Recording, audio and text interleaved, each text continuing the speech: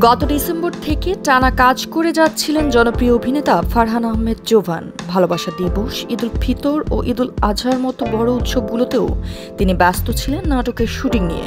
সম্প্রতি ঈদুল আজহার আগেই তিনি 15টির বেশি নাটকে কাজ করেছেন, যা তাকে প্রচণ্ড ব্যস্ত রাখে।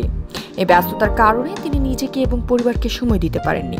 এই জন্যই তিনি এখন অভিনয় থেকে 2 মাসের বিরতি নেওয়ার সিদ্ধান্ত নিয়েছেন। জোভান বলেন, পরিবার তার কাছে সবচেয়ে গুরুত্বপূর্ণ, কিন্তু গত কয়েক মাস ধরে কাজের চাপে তাদের সময় দেওয়া সম্ভব হয়নি।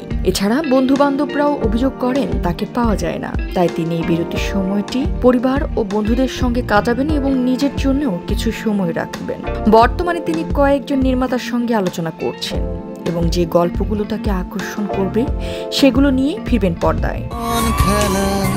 এবারে ঈদে জোভানের নাটক আশিকি দর্শকদের মধ্যে ব্যাপক সাড়া ফেলে। ইমরোজ শাওন পরিচালিত এই নাটকটি মাত্র একদিনেই রেকর্ড সংখ্যক ভিউ সংগ্রহ করে। এতে তার সহশিল্পী ছিলেন নাজনীন নিহা। এছাড়া মাহমুদ মাহিনের পরিচালনায় মন বদল নাটকটিও দর্শকদের মন কেড়েছে। এই নাটকে জোভানের পাশাপাশি অভিনয় করেন তানজিম সাইয়ারা টোটিনি। জোভানের এই স্বল্প বিরতি নেওয়ার সিদ্ধান্ত তার ভক্তদের মধ্যে মিশ্র প্রতিক্রিয়া সৃষ্টি করেছে। অনেকে তার সুস্থতা ও পরিবারের সঙ্গে সময় কাটানোর সিদ্ধান্তকে সমর্থন করেছেন, আবার কেউ কেউ তার দ্রুত ফিরে আসার জন্য অধীর আগ্রহে অপেক্ষা করছেন। আর এই জ্যোতি, দৃষ্টি 24।